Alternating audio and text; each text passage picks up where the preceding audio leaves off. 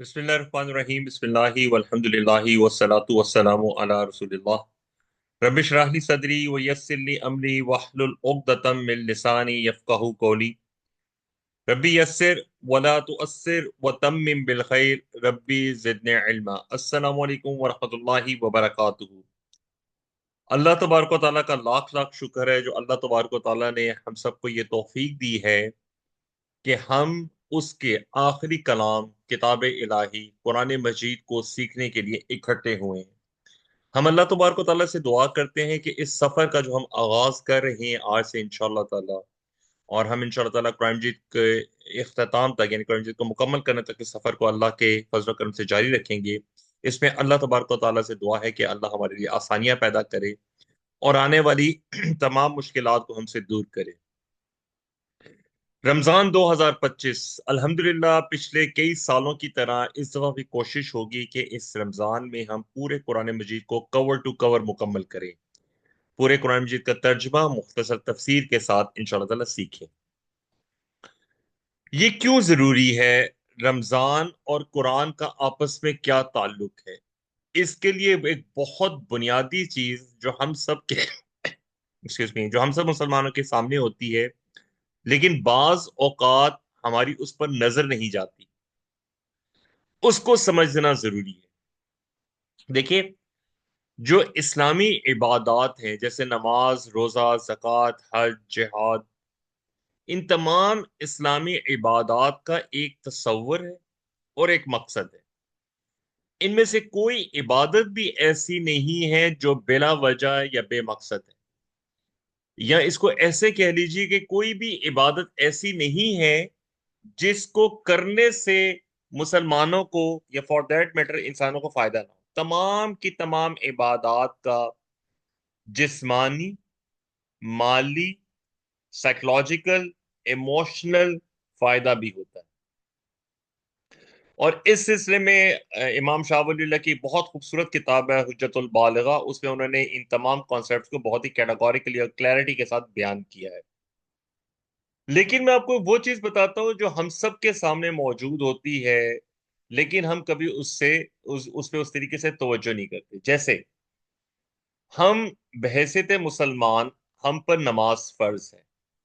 हम दिन में 5 मरतबा नमाज पढ़ते हैं दिन के मुख्तलिफ औकात में, यानी दिन के एक किनारे से लेके रात के आगाज तक हम नमाजों में मसरूफ रहते हैं, और अल्लाह जिसको तौफीक देता है वो नमाज तहज्जुद का भी एहतमाम करता है। तो मिनिमम 5 नमाजें हम मुसलमान पढ़ते हैं। नमाजों में जो सबसे बड़ा टाइम कंज्यूमिंग नमाज का रुकन होता है, जिसपे आप सबसे ज्यादा टाइम लगाते हैं, उसको हम क़याम कहते हैं। और क़याम में हम क्या करते हैं? हम कुरान मजीद की तिलावत करते हैं। तो पता ये चला कि रोजाना जो है हमारा कुरान के साथ 5 मरतबा मिनिमम एक लिंक, एक रिलेशन कायम हो। 5 मरतबा हम रोजाना कुरान के साथ बराह रास्त जुड़ते हैं। आपने गौर किया होगा कुरान की हर रकात में हम सूरतुल फातिहा की तिलावत करते हैं, जो कुरान मजीद की सबसे पहली सूरत है, जो कुरान मजीद की असास है, जिसको उम्मुल कुरान कहा जाता है। फिर हम सूरतुल फातिहा के बाद कुरान का कुछ ना कुछ हिस्सा तिलावत करते हैं, मीनिंग बाय कि हम कुरान के साथ रोजाना दिन के 5 औकात में बराह रास्त जुड़ते हैं। इसके अलावा हजूर अकरम सल्लल्लाहु अलैहि वसल्लम ने हमें पूरे दिन की रूटीन के लिए मुख्तलिफ अज़कार बताए हैं। जैसे जब हम सो के उठते हैं तो हमें क्या पढ़ना चाहिए, बाथरूम में जाते हैं जाने से पहले क्या पढ़ना चाहिए, बाथरूम से वापस आके क्या पढ़ना चाहिए, कपड़े पहनने से पहले क्या दुआ करनी चाहिए, खाना खाने से पहले क्या दुआ करनी चाहिए, खाने के बाद क्या दुआ करनी चाहिए, सफर पे जाने से पहले क्या दुआ करनी चाहिए, सफर के दौरान क्या दुआ करनी चाहिए, मंजिल पे पहुंच के क्या दुआ करनी चाहिए, किसी बीमार को देखते वक्त क्या दुआ करनी चाहिए, शहर बाजार जाते हुए क्या दुआ करनी चाहिए, फिर हम जब वापस आते हैं घर में दाखिल होते वक्त क्या दुआ करनी चाहिए, घर में से निकलते वक्त क्या दुआ करनी चाहिए, और फिर जब हम तमाम सरगर्मियां खत्म कर देते हैं और रात को सोने लगते हैं तो सोने से पहले क्या दुआ करनी चाहिए। तो गोया हजूर अकरम सल्लल्लाहु अलैहि वसल्लम ने हमें تمام کی تمام دعائیں سکھائی ہیں جس سے ہمارا اپنے رب کے ساتھ تعلق قائم ہوتا ہے۔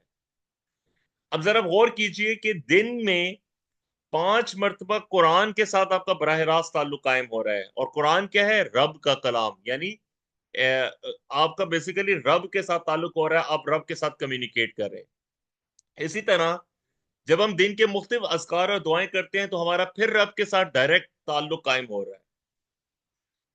یہ ہے اسلامی عبادات کا کانسیپٹ، ہمیں رب سے جوڑنا، ہمارے ذہن میں ہر وقت اللہ تبارک و تعالیٰ کی یاد رہے۔ پھر یہ جو قرآن مجید ہے، اس کے ساتھ روزانہ کے علاوہ اسلام کے اندر ہفتہ وار کنیکشن کا بھی ذکر ہے، اور وہ ہفتہ وار کنیکشن کیا ہوتا ہے؟ نماز جمعہ کی صورت میں آپ سورۃ الجمعہ کی تلاوت کریں، 28ویں پارے میں ہے، اس میں اللہ تبارک و تعالیٰ نے کیا فرمایا؟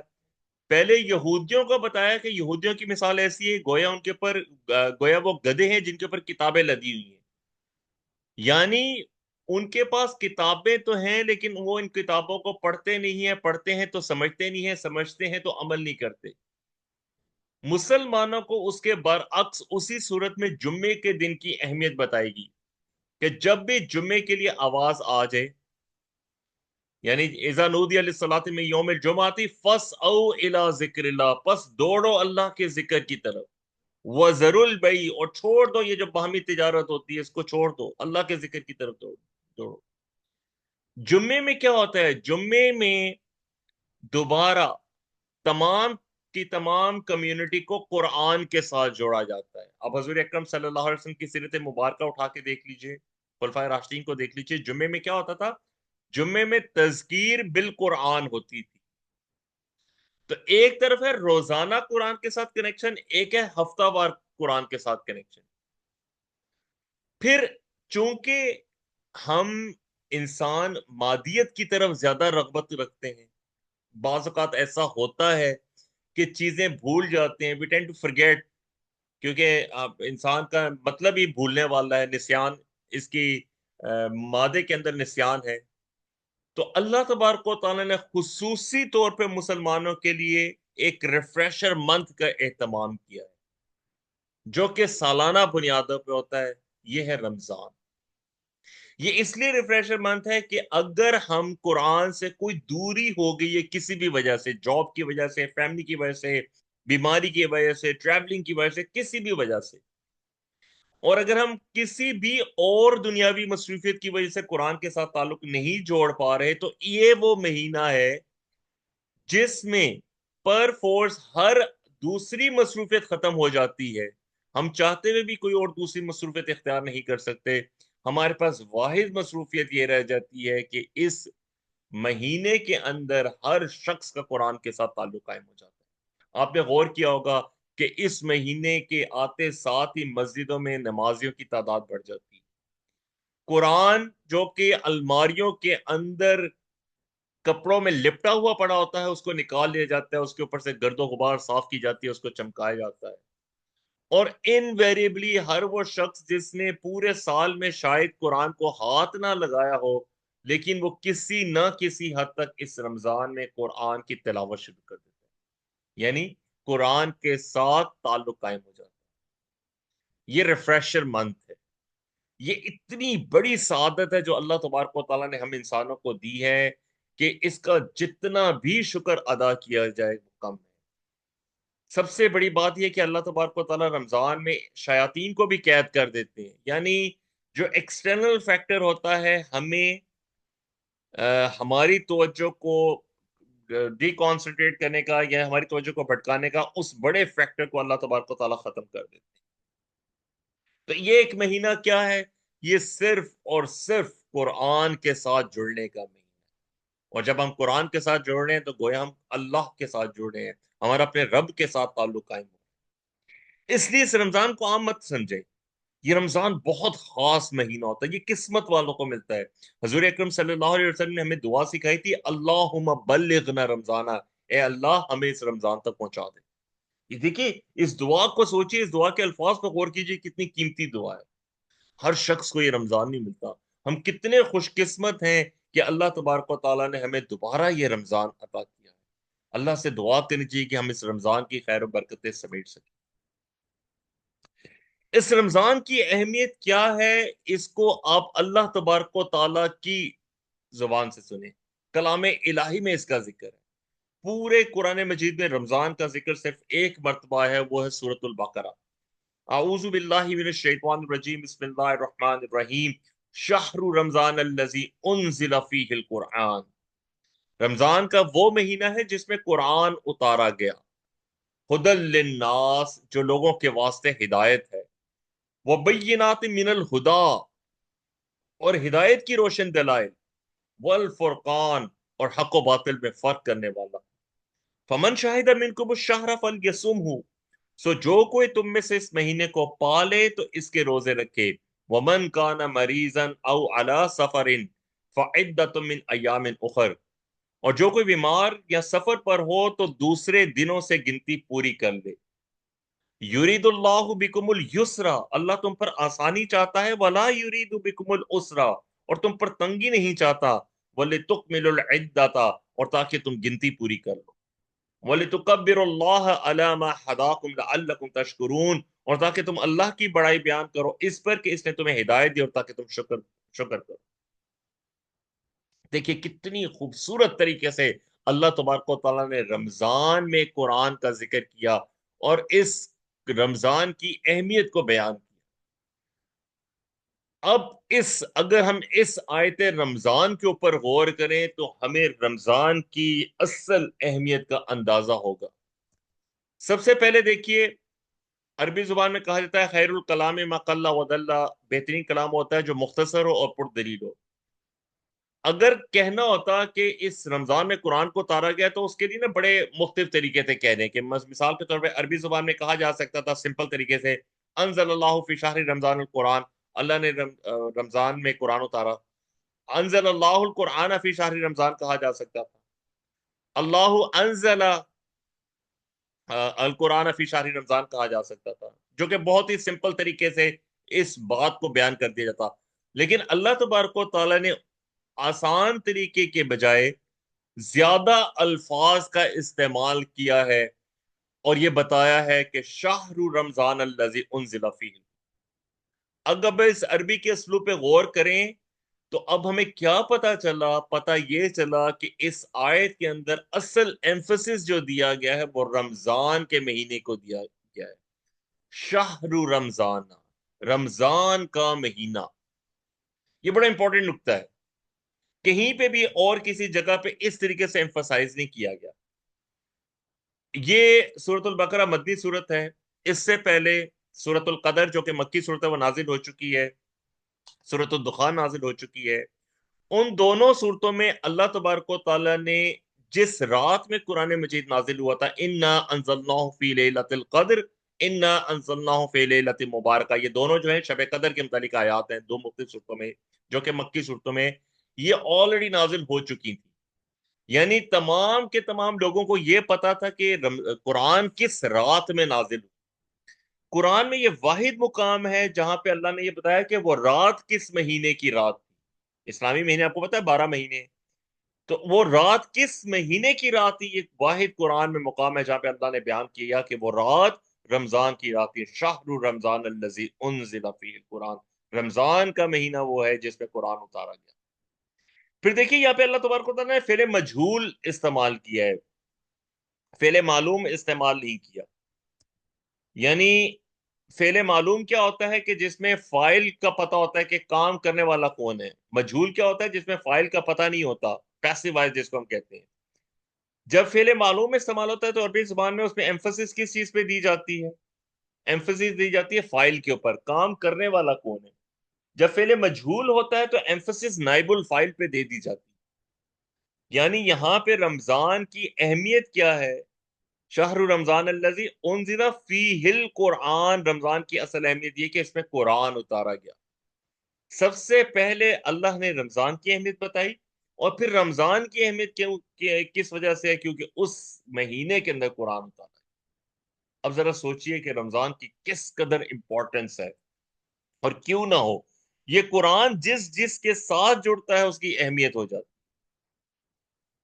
یعنی جس مہینے میں قرآن اترا ہے وہ ہر مہینے سے افضل، جس رات میں یہ قرآن اترا ہے وہ ہر رات سے افضل، جس امت کے لیے قرآن اترا ہے وہ ہر امت سے افضل، جس رسول پہ یہ قرآن اترا ہے وہ ہر رسول سے افضل۔ تو مان لیجئے کہ جس انسان کے دل میں یہ قرآن ہوگا وہ دوسرے انسانوں سے افضل ہوگا۔ اسی بات کو حضور اکرم صلی اللہ علیہ وسلم نے ایک اور طریقے سے بیان کیا، حدیث پاک ہے خیرکم من تعلم القرآن وعلمہ، تم میں سے بہترین شخص وہ ہے جو قرآن سیکھے اور سکھائے۔ تو پتہ کیا چلا کہ یہ رمضان ریفریشر منتھ ہے ہمارے لیے، تاکہ ہم اللہ کی اس نعمت جو کہ قرآن مجید ہے اس کے ساتھ ایک دفعہ پھر جڑ سکے اور اللہ کا شکر ادا کر سکے۔ ایک اور چیز پہ نوٹ کیجئے، اللہ نے کہا انزل فیہ القرآن، تو یہاں پہ جو قرآن کی عظمت ہے اس کا ذکر کرنے سے کیا مراد ہے کہ اب ہر مومن اس رمضان کو قرآن کی مناسبت سے دیکھے۔ ہم رمضان میں تراویح کا بھی اہتمام کرتے ہیں، افطار کا اہتمام کرتے ہیں، سحری کا اہتمام کرتے ہیں، دعوتیں کرتے ہیں، لیکن ہماری اصل نظر کیا ہے انزل فیہ القرآن کے سبجیکٹ پہ، کہ قرآن کو اس مہینے میں اتارا گیا ہے۔ تو کیا مطلب ہوا کہ یہ مہینہ قرآن کا مہینہ ہے، اس مہینے میں ہماری سوچوں کا محور و مرکز، ہماری پڑھائی لکھائی کا محور و مرکز، یہ جو 30 دن ہے رمضان کے، اس میں قرآن ہی ہونا چاہیے۔ کوشش کرنی چاہیے ہم میں سے ہر ایک کو کہ کم سے کم ایک مرتبہ قرآن مجید کو اس مہینے میں ضرور ختم کرے۔ حضور اکرم صلی اللہ علیہ وسلم کی حدیث پاک ہے، حضرت عبداللہ بن عمر بن العاص سے مروی ہے، رمضان اور قرآن روز قیامت بندے کے لیے اللہ کے ہاں جھگڑا کریں گے۔ رمضان کہے گا یا اللہ میں نے اس بندے کو کھانے پینے اور اس کی شہوات سے روکے رکھا، لہذا اس کے حق میں میری شفاعت قبول فرما۔ اور قرآن کہے گا یا اللہ میں نے اسے رات میں سونے سے روکے رکھا، تو اس کے حق میں میری شفاعت قبول فرما۔ تو اللہ رب العزت دونوں کی شفاعت کو قبول فرمائے گا۔ اللہم اجعلنا منہم، اللہم اجعلنا منہم۔ آگے فرمایا قرآن مجید کے مطابق اللہ تبارک و تعالیٰ نے 3 چیزیں فرمائی ہیں اس آیت مبارکہ میں، اور تینوں بہت امپورٹنٹ چیزیں ہیں۔ ہدی للناس، بینات من الہدی والفرقان۔ اب آپ غور کریں 2 دفعہ خدا کا لفظ آ رہا ہے، اور میں نے آپ کو جیسے بھی بتایا کہ عرب جو ہے وہ ایک ہی لفظ کی تکرار کو پسند نہیں کرتے تھے، وہ کہتے تھے یہ زبان کا اچھا اسلوب نہیں ہے کہ اگر ایک لفظ کو دہرایا جائے، لیکن قرآن میں اس لفظ کو 2 دفعہ ایک ہی آیت کے اندر دہرایا گیا۔ اس کا مطلب ہے کہ جو پہلا خدا آیا اور جو دوسرا خدا ہے اس دونوں میں کچھ فرق ہے، اس کو سمجھنے کی ضرورت ہے۔ ہدی للناس، پہلے یہ سمجھ لیجئے قرآن کی 3 صفات ہیں اس آیت کے اندر، ان کو سمجھتے ہیں۔ ہدی للناس کیا ہے؟ یہ تمام کے تمام لوگوں کے لیے ہدایت ہے۔ اس کا یہ مطلب ہے کہ اس کو جو بندہ صدق دل سے ہدایت کی نیت سے پڑھے گا، اپنے پرسنل بائسز کو سائڈ پہ رکھ کے پڑھے گا، تو یہ قرآن اس کو ہدایت دے گا، یہ قرآن اس کو گائیڈنس دے گا، یہ قرآن اس کو سیدھا راستہ دکھائے گا۔ تو یہ اس لحاظ سے تمام کی تمام انسانوں کے لیے ہدایت۔ اچھا، للناس میں پھر کوئی وہ نہیں ہے، استثناء نہیں ہے کہ یہ اسکالرز کے لیے ہے، مولاناز کے لیے ہے، عام آدمی کے لیے، ہر ایک کے لیے، یہ امیر کے لیے بھی ہے، غریب کے لیے بھی ہے، مزدور کے لیے بھی ہے، یہ ہر ایک انسان کے لیے ہدایت۔ پھر کیا ہے؟ بینات من الہدی۔ جب اوپر ہدایت بیان کر دی تو دوبارہ بینات من الہدی کا کیا مطلب ہے؟ ہدایت میں سے، رہنمائی میں سے روشن دلائل، اس کا کیا مطلب ہے؟ دیکھیے اس کو اس طریقے سے سمجھیے کہ ایک انسان ہوتا ہے جو کہ جس کو کوئی چیز سکھائی جاتی ہے وہ سیکھ جاتا ہے، لیکن ایک دوسرا انسان ہوتا ہے وہ کہتا ہے نہیں، I need some proof, I need some evidence, میں سائنٹیفک فینومینا کے مطابق بات کروں گا، میں ریشنل مانگتا ہوں، میں عقلی آرگیومنٹس پہ یقین رکھتا ہوں، اس کو دلائل چاہیے ہوتے ہیں۔ تو اللہ نے کہا یہ بینات من الہدی ہے کہ اصل دلائل اسی کے اندر موجود ہے۔ یعنی اگر قرآن کو کسی نے نگیٹ کرنا ہو کہ قرآن اللہ کا کلام نہیں ہے، تو اللہ نے پھر اس قرآن کے اندر ہی فرمایا ہے کہ اگر کوئی ہے کسی میں طاقت تو اس جیسی کوئی ایک صورت بنا لو۔ تو تمام کی تمام روشن دلائل، واضح دلائل اس قرآن کے اندر موجود ہے، یہ بینات من الہدی ہے۔ اگر کوئی بھی عقل سے کام لے گا، ریشنل سے کام لے گا، سوچ سمجھ کے کام لے گا، تو یہ قرآن اس کو اٹریکٹ کرے گا۔ وہ قرآن کو مانے. اور آخری اور تیسری چیز بتائی بل فرقان، یہ حق و باطل میں فرق کرنے والا ہے، یہ سچ اور جھوٹ میں فرق کرنے والا ہے. اب کیا پتا چلا ہمیں کہ یہ قرآن سب لوگوں کے لیے ہدایت ہے. اور اگر کوئی لوگوں میں سے ایسا ہوتا ہے جو ریشنل پہ چلنا چاہتا ہے، جو کہتا ہے نہیں میں سمجھ کے یقین کر کے ایمان لے کر آؤں گا، تو اس کے لیے بھی اس میں ہدایات ہیں، واضح دلائل ہیں، اور یہ حق و باطل میں فرق کرنے والا ہے. پھر آگے کیا فرمایا کہ فمن شاہد منکم الشہر فلیصم، پہ تم میں سے جو کوئی بھی اس مہینے کو پائے پس اس کو چاہیے کہ روزے رکھے. ہو کی ضمیر جو ہے یہ رمضان کی طرف پلٹی ہے. اس کا کیا مطلب ہے کہ رمضان کا مہینہ چاہے 29 کا ہو چاہے 30 کا ہو، وہ روزے رکھنے پڑیں گے. اس کا مطلب یہ ہے کہ اب روزے جو اس سے پہلے اس آیت مبارکہ کے نازل ہونے سے پہلے آپشنل تھے، مہینے میں 3 روزے، وہ ابھی آپشنل رمضان کے مہینے کے لیے وہ آپشنل سسٹم ختم ہو گیا. رمضان کے مہینے میں روزے فرض ہو گئے، اب ہر ایک کو وہ روزے رکھنے پڑیں گے. اور یہ روزے جو ہیں یہ اس سے پہلے بھی مذاہب کے اندر تھے، مطلب یہودیوں کے اوپر بھی روزے تھے، ہندو بھی اپنے اپنے طور پہ روزے رکھتے ہیں، مختلف قومیں مختلف روزے رکھتی ہیں، اور ان کے روزوں کے طریقہ کار مختلف ہیں، ان کی روزوں کی شریعتیں مختلف ہیں، لیکن روزوں کا کانسیپٹ ہے، فاسٹنگ کا کانسیپٹ ہے. آج کل تو آپ نے ایک سنا ہوگا فیٹس لاس کے لیے انٹرمیٹنٹ فاسٹنگ، سائنٹیفک ریسرچ بتاتی ہے کہ اتنا عرصہ آپ باڈی کو خالی رکھیں تو آپ کی باڈی جو ہے نا وہ فیٹ لاس کرنا شروع کر دیتی ہے. وہ انٹرمیٹنٹ فاسٹنگ جو ہے وہ گوروں کو اب سمجھ میں آ رہی ہے. قرآن مجید نے، سیرت نبوی صلی اللہ علیہ وسلم نے آج سے 1400 سال پہلے یہ چیزیں بتا دی. پھر آگے اللہ فرماتے ہیں اللہ تبارک و تعالیٰ آسانی چاہتے ہیں اور اللہ تبارک و تعالیٰ تنگی کرنا نہیں چاہتے. اس سے کیا پتا چلا کہ بظاہر یہ جو 30 دن ہیں اس میں جو روزے رکھنا ہے یہ مشکل لگے گا. کیوں؟ کیونکہ ہم اپنی فطرت کے اصولوں کے برخلاف عمل کریں گے. یعنی ہم اپنی بھوک پیاس کے ہوتے ہوئے بھی کھانے کے سامنے کھانا ہمارے سامنے ہوتے ہوئے بھی ہم اس سے ہاتھ روک لیں گے، اپنی جو نفسانی خواہشات ہے اس کو دبائے رکھیں گے. تو یہ بظاہر بڑا مشکل کام لگتا ہے، ایسا لگتا ہے جیسے یہ تو it is not easy, it can not be done easily.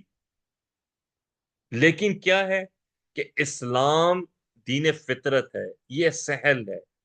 ایسی سخت عبادتیں اور مشقتیں اسلام نے دی ہی نہیں جو کہ مختلف مذاہب نے خود سے گھڑ لی. جیسے عیسائیوں نے رہبانیت گھڑ لی، اسلام میں ایسی کوئی چیز نہیں ہے. اسلام کے اندر تمام کی تمام عبادات ایسی ہیں جو ہر شخص کو پورا کر سکتا ہے. اس کے اندر یہ کیپیبلٹی ہوتی ہے کہ وہ ان عبادات کو پورا کر سکتا ہے. اسی لیے اللہ تبارک و تعالی نے تمام کے تمام لوگوں کو یہ بتا دیا ہے کہ اللہ آسانیاں پیدا کرنا چاہتا ہے. اس سے ہمیں یہ آٹومیٹکلی بات سمجھ میں آ جاتی ہے کہ رمضان کے مہینے میں روزے رکھنا وہ اللہ ہمارے لیے آسانیاں پیدا کرنا چاہیے. اس کو ہم اس طریقے سے بھی سمجھ سکتے ہیں. دیکھیے ہم میں سے جن کے روزے رمضان میں کسی بھی وجہ سے رہ جاتے ہیں تو رمضان کے مہینے کے بعد روزے رکھنا کتنا مشکل ہوتا ہے. رمضان کے مہینے میں 30 روزے رکھنا بہت آسان ہے، رمضان کے مہینے کے بعد اگر ایک آدھ روزہ بھی رہ جائے تو اس کو رکھنا بہت مشکل ہے. طبیعت نہیں مانتی، کبھی بندہ صبح اٹھ نہیں سکتا، کبھی دل نہیں کر رہا ہوتا، کبھی ویکنس، مطلب there would be 1001 reasons not to fast after رمضان. لیکن رمضان میں وہ کام کتنا آسان ہو جاتا ہے. آپ نے دیکھا اپنی فیملیز میں خود دیکھا ہوگا، چھوٹے چھوٹے بچوں کی روزہ کشائی ہو رہی ہوتی ہے. وہ بچے جو اپنی بھوک پیاس برداشت نہیں کر سکتے وہ بھی روزہ رکھ لیتے ہیں. تو اللہ تبارک و تعالیٰ ہمیں یہ بتلا رہے ہیں کہ یہ آسانیاں پیدا کرتا ہے اللہ تبارک و تعالیٰ. اللہ تبارک و تعالیٰ کو انسانوں کے لیے مشکل پیدا کرنے کا کوئی شوق نہیں ہے. جی اچھا، ابھی پہلے بتایا اللہ تبارک و تعالیٰ نے رمضان کی اہمیت، پھر قرآن کی اہمیت، پھر رمضان میں روزے رکھنے، پھر روزوں کی مدت پوری کرنا. وَلِتُكْمِلُوا الْعِدَّةَ، یعنی اس سے پہلے بتایا تھا کہ اگر کوئی مریض بھی ہوتا ہے، کوئی سفر میں بھی ہوتا ہے تو بعد میں روزہ رکھنے. مقصد کیا ہے کہ مدت پوری کی جائے. اب ذرا یہ نوٹ کر لیجئے کہ ایمفسس ہے مدت پوری کرنے کا، رمضان کے روزے پورے رکھنے کا. جیسے آیت کے شروع میں نے پڑھا تھا نا، فمن شاہد منکم الشہر فلیصمہ، کی ضمیر رمضان کی طرف پلٹی، یعنی پورے مہینے کے روزے رکھنا. اور پھر اگر کسی بھی وجہ سے روزے چھوٹ جاتے ہیں رمضان کے بعد ان کی مدت کو پورا کرنا، وَلِتُكْمِلُوا الْعِدَّةَ، تاکہ اس کی مدت یعنی اس کی تعداد کو پورا کرنا۔ اب یہ کس لیے ہے؟ یہ اس لیے ہے کہ یہ رمضان کی برکتیں سمیٹنے سے جو بندہ کسی بھی وجہ سے، کسی مجبوری کی وجہ سے رہ جاتا ہے، وہ رمضان کے روزوں کی تعداد پوری کر کے انہی خیر و برکتوں کا حصہ بن سکے۔ اور پھر کیا فرمایا، وَلِتُكَبِّرُوا اللَّهَ، اور اللہ تبارک و تعالیٰ کی بڑائی بیان کرو، اللہ تبارک و تعالیٰ کی عظمت و بزرگی بیان کرو۔ کیوں؟ عَلَىٰ مَا هَدَاكُمْ، کس طریقے سے؟ جیسے اس نے تمہیں ہدایت دی ہے۔ یہ بھی دیکھیے رب کائنات کا ہم پہ کتنا فضل و کرم ہے کہ رب کائنات ہمیں بتلا رہے ہیں، ہمیں سکھا رہے ہیں کہ اس کی عظمت و بزرگی کیسے بیان کرنی چاہیے۔ اب ذرا خود سوچے نا، اللہ کو کسی نے نہیں دیکھا، اللہ کا ہم سے تعارف اللہ کی صفات کے تھرو ہوا ہے، لیکن اللہ کی صفات کی اصل حقیقت ہم میں سے کسی کو معلوم نہیں۔ تو گویا ہم میں سے کسی انسان کے پاس یہ کیپیبلٹی نہیں ہے کہ ہم اللہ تبارک و تعالیٰ کی عظمت و بزرگی کو بیان کر سکیں۔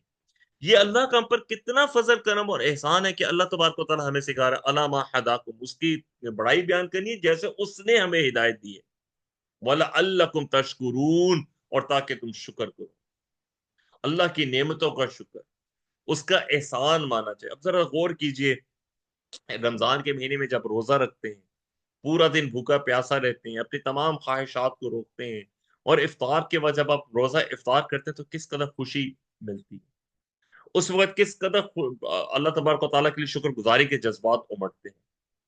اس سے یہ بھی پتہ چلتا ہے کہ اللہ نے جو بھی ہمیں نعمتیں دی ہیں ان کو صحیح طریقے سے استعمال کرنا ہے، اللہ نے جو سہولتیں ہمیں دی ہیں اس کی ناشکری نہیں کرنی۔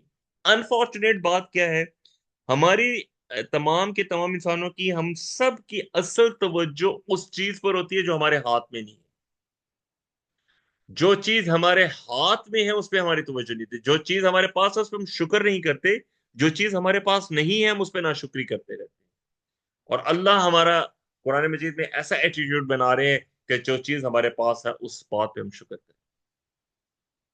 یہ ہے آیت رمضان، جو کہ اللہ نے قرآن میں رمضان کو بیان کیا ہے۔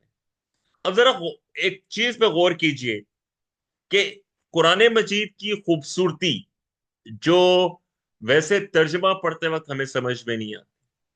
پہلی آیت میں آیت کے پہلے جملے میں اللہ نے فرمایا شہر رمضان الذی انزل فیہ القرآن، رمضان کا مہینہ وہ ہے جس میں قرآن اتارا گیا۔ اب ذرا غور کیجئے، قرآن کیا ہے؟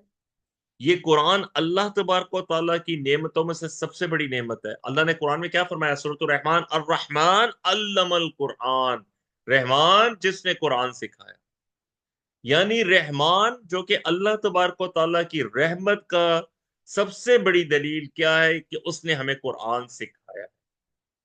اس سے کیا پتا چلا؟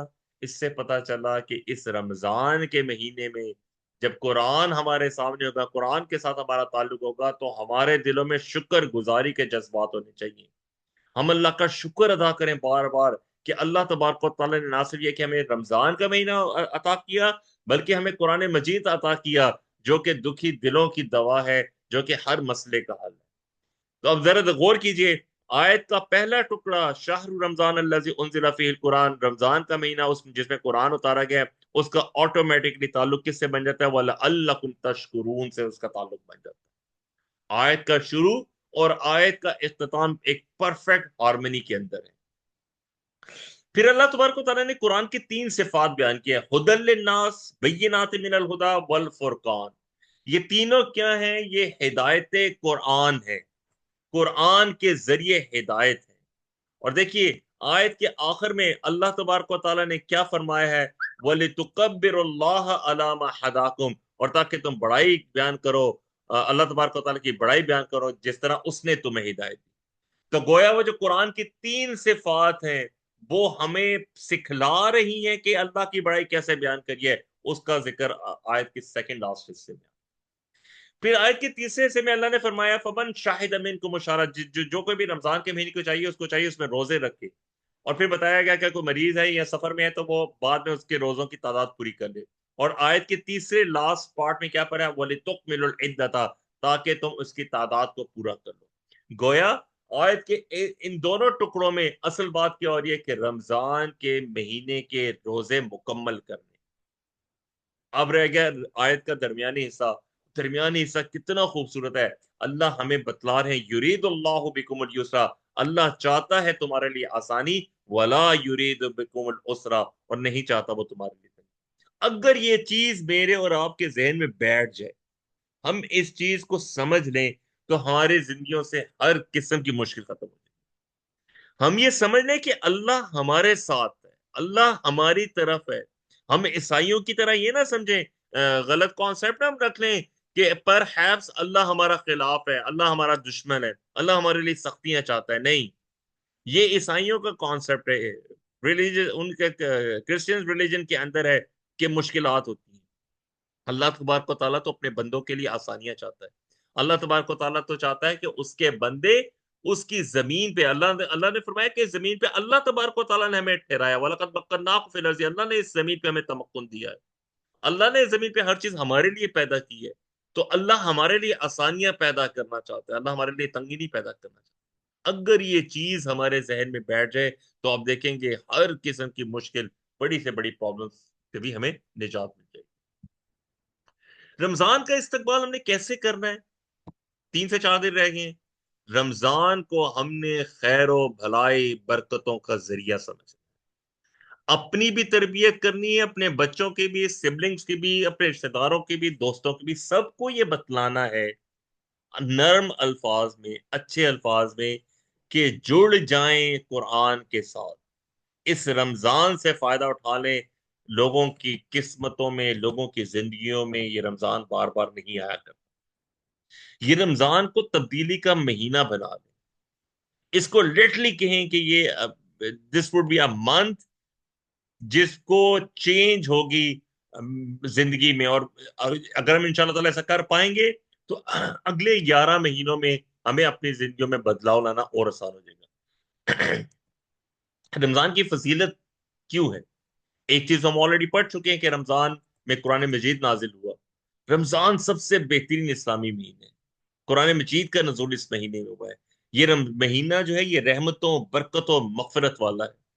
اللہ تبارک و تعالیٰ اس عبادت یعنی روزے کا اجر خود دیتے ہیں. اللہ کہتے ہیں اس کا اجر میرے اوپر ہے. اب ذرا سوچ لیجئے کہ جس کا اجر اللہ نے دینے کا وعدہ ہے کہ وہ کس قدر اجر ہوگا. اس رمضان میں جنت کے دروازے کھول دیے جاتے ہیں اور جہنم کے دروازے بند کر دیے جاتے ہیں. شیاطین کو قید کر دیا جاتا ہے. یعنی اب ان شیاطین کے وساوس سے, اس کے وسوسوں سے, وسپرنگ سے آپ کی جان بچ گئی. جو ثواب ہے وہ 10 گنا سے لے کے 700 گنا تک بڑھ جاتا ہے. اب سوچے 700 ٹائمز, کوئی ایک نیکی کا ثواب 700 ٹائمز تک بڑھ جائے گا. کتنی بڑی بات ہو جائے گی. اور پھر اس رمضان میں ایک رات آئے گی جس کو لیلۃ القدر کہتے ہیں, وہ 1000 مہینوں سے بہتر. ایک چھوٹا سا عمل کیجئے, نوٹ کر لیں, رمضان کے ہر دن اور رات میں اب فیصلہ کر لیجئے کہ میں 2 نفل ایکسٹرا پڑھوں گا یا پڑھوں گی, 2 نفل. اور رمضان کے دن اور رات میں فیصلہ کر لیجئے کہ میں 10 روپے, 20 روپے, 50 روپے, 100 روپے, جتنی بھی پاسبلٹی ہو سکتی ہے میں صدقہ خیرات کروں گا, یہ کروں گی. آٹومیٹکلی 29 دن میں کوئی ایک رات لیلۃ القدر کی رات بھی ہے آخری عشرے میں. تو کیا ہوگا, وہی آپ کا 10 روپے, 100 روپے یا 2 نفل کو آپ ذرا 1000 مہینوں کے نوافل سے ملٹیپلائی کر دیجیے. کتنا آسان نسخہ ہے, کس قدر اللہ تبارک و تعالیٰ نے ہمارے لیے آسانیاں پیدا کی. رمضان کے لیے اپنے اپنا پرسنل آبجیکٹیوز اور گول ضرور سیٹ کرنے ہیں. ہر ایک کے پرسنل آبجیکٹیوز اور گولز ڈفرنٹ ہوتے ہیں. اپنی کیپیسٹی کے مطابق, اپنی کیپیبلٹی کے مطابق, اپنی خواہش کے مطابق ضرور گول اسٹیبلش کیجیے. دورہ ترجمہ قرآن کہیں پہ بھی آپ نے اٹینڈ کرنا ہو, کسی کے پاس بھی اٹینڈ کرنا ہو, ضرور کیجیے. خود کرنا چاہتے ہیں ضرور کیجیے. یہ اس لیے ضروری ہے کہ یہ وہ مہینے ہیں جب آپ قرآن کو ایک گو میں مختصر ٹائم میں 30 دنوں کے اندر ترجمے کے ساتھ مکمل پڑھ سکتے ہیں. اس کے علاوہ پورا سال کوشش کر کے دیکھ لیجئے, آسان ہے. پھر فیصلہ کیجئے کہ قرآن کا کچھ نہ کچھ حصہ اس رمضان میں یاد کرنا ہے, چاہے وہ 1 یا 2 سورتیں ہی کیوں نہیں ہیں. فیصلہ کریں کہ میں نے اس رمضان میں فلاں فلاں فلاں سورت کو حفظ کرنا ہے. بڑا آسان سا نسخہ بتا رہا ہوں, اگر آپ صرف ایک آیت بھی روز کی یاد کرتے ہیں تو 30 آیات آپ کو رمضان میں یاد ہو جاتی ہیں. میننگ بائی کہ 30ویں پارے کی آپ 10 سے 12 صورتیں سمجھے کہ آپ کو یاد ہوگی. 30ویں پارے میں 5 آیات کی، 4 آیات کی، 6 آیات کی صورتیں ہیں. اگر آپ 30 آیات یاد کر لیتے ہیں تو چھوٹے سمجھے کہ آپ کو 5-6 صورتیں جو ہے 30ویں پارے کی یاد ہوگی. پھر قرآن کے الفاظ کو سیکھیں. عربی زبان بہت آسان ہے، بہت مشکل زبان نہیں، آسان زبان ہے. اور جو قرآن کی عربی ہے اس کو ہم روزمرہ اردو میں بھی استعمال کرتے ہیں، تو اس کی ویکیبلری کی سیکھیے. صدقات اور خیرات کا اہتمام کیجیے، روزانہ ذکر اور نوافل کا اہتمام کیجیے. دورہ ترجمہ آپ کیسے کر سکتے ہیں؟ قرآن کو کوشش کریں روزانہ ترجمے کے ساتھ پڑھیں، ایک پارہ کم سے کم. 29 دن ہوتے ہیں رمضان میں، تو 1-2 دن پہلے شروع کر دیں، کوشش کریں ایک پارہ روزانہ ترجمے کے ساتھ پڑھیں. اور اس کو آپ پڑھنے کا آسان طریقہ یہ ہے کہ 5 نمازیں ہوتی ہیں، ہر نماز کے بعد ٹائم رکھ لیں 20 منٹ 10 منٹ کہ میں ایک پاؤ سپارہ جو ہے اس کو ترجمے کے ساتھ پڑھوں گا. اور رات کو زیادہ حصہ رکھ لیجئے، کیونکہ رات کو جب سسٹرز بھی اسپیشلی افطاری سے فارغ ہو جائیں گے، ڈنر کے بعد فارغ ہو جائیں گے، تو پھر سحری تک ہوپ فلی کوئی ایسا کام نہیں ہوتا. اس میں رات میں آپ آدھا پونا گھنٹہ بھی رکھ سکتے ہیں کہ آپ ایکسکلوسیو دیں کہ میں اس ٹائم فریم میں قرآن مجید کو ترجمے کے ساتھ پڑھنے کی کوشش کروں گا. مائنڈ یو اگین میں بتا رہا ہوں کہ رمضان میں یہ کرنا آسان ہوتا ہے، رمضان کے بعد یہ کرنا بہت مشکل ہوتا ہے. رحمت کا دریا ابلنے کو ہے، نیکیوں کا موسم آنے کو ہے. یہاں پہ وہ نیکی جو ایک نیکی 70 سے 700 گنا تک ہو جائے گی، اس کے بعد یہ موقع نہیں ملے گا. ہم کوشش کریں زیادہ سے زیادہ نماز کی واجبات کو، نوافل ادا کرنے کی، تہجد پڑھنے کی، نماز میں خشوع و خضوع اختیار کرنے کی، روزانہ تلاوت کرنے کی، قرآن کو ترجمہ اور تفسیر کے ساتھ پڑھنے کی، قرآن پہ تدبر غور و فکر کرنے کی، قرآن کا کچھ حصہ یاد کرنے کی، زبان کو اللہ کے ذکر سے تر رکھنے کی، دعاؤں کا خصوصی اہتمام کریں. دیکھیے انفارچونیٹلی ہم لوگ نا دعا کرنا بھول گئے. ہم لوگ شیطان کے بہکاوے میں آ کے اللہ سے مانگنا بھول گئے. ہم تو وہ لوگ ہیں جن کو ہمارے نبی کریم صلی اللہ علیہ وسلم نے سکھایا تھا کہ اگر جوتے کا تسمہ بھی ٹوٹ جائے تو وہ بھی اللہ سے مانگو. یہ بتانے کا کیا مقصد ہے؟ حضور کا مقصد یہ تھا کہ ہر شے اللہ سے مانگو. اور انفارچونیٹلی ہم یہ چیز بھول ہی گئے. اور دعاؤں کا کتنا آئیڈیل ٹائم ہے رمضان میں. آپ افطاری کے ٹائم دعا مانگے، سحری کے ٹائم مانگے، آپ کی دعائیں قبول ہوں گی انشاءاللہ. کوشش کریں اعتکاف کرنے کی، زکوٰۃ کرنے کی، انفاق کرنے کی، خصوصی طور پر رشتہ داروں پہ خرچ کریں، فیملی کا خیال رکھیں، بہن بھائیوں کا خیال رکھیں، دوستوں کا خیال رکھیں. الذین هم عن اللغو معرضون، لغو باتوں سے، بے سروپا باتوں سے، جو کہ ٹائم ویسٹنگ چیزیں ہوتی ہیں ان سے دور رہیں. رمضان میں یہ جو ابھی آپ دیکھیں گے فیملی شوز شروع ہو جائیں گے، 3-4 گھنٹے کی رمضان ٹرانسمیشن شروع ہو جائیں گے، ان کو اوائڈ کریں، اچھے کاموں پہ اپنا رمضان گزاریں. قرآن کتاب انقلاب ہے، اس قرآن کو انقلاب کی صورت میں گزاریں، انقلاب کی صورت میں اپنے دل میں اتاریں. قرآن آپ کے دل میں کیسے اترے گا؟ اس کے لیے ضروری ہے کہ آپ سمجھیں کہ کیا قرآن کو ہم نے کتاب ہدایت بنایا ہے، کیا ہم قرآن کو روزانہ پڑھتے ہیں، اس کو اپنی زندگی میں جگہ دیتے ہیں، کیا ہمارا قرآن کے ساتھ تعلق ہے یا نہیں ہے. اگر نہیں ہے تو پھر ایک خطرناک بات. قرآن کی اہمیت اگر ہمارے دلوں میں ہے تو پھر ستع خیر ہے، اور اگر نہیں ہے تو پھر ہمیں ڈرنے کی ضرورت ہے. یہ سوال ہم میں سے ہر ایک کو خود سے کرنا چاہیے کہ ہم قرآن کو کیا جگہ دیتے ہیں. انشاءاللہ تعالی کل ہم تعارف قرآن کا آغاز کریں گے، قرآن سے تعارف حاصل کرنا شروع کریں گے، اور اس کے بعد پھر ہم سورۃ الفاتحہ سے باقاعدہ اپنا دورہ قرآن کا آغاز کر دیں گے. آپ سے درخواست ہے کہ زیادہ سے زیادہ لوگوں کے ساتھ لنک کو شیئر کیجیے تاکہ زیادہ سے زیادہ لوگ اس کا حصہ بن سکے. اللہ سے ہم دعا کرتے ہیں کہ اللہ ہمیں قرآن پڑھنے، سمجھنے، غور کرنے، عمل کرنے، پھیلانے اور یاد کرنے کی توفیق دے. سبحانک اللہم و بحمدک، نشہد ان لا الہ الا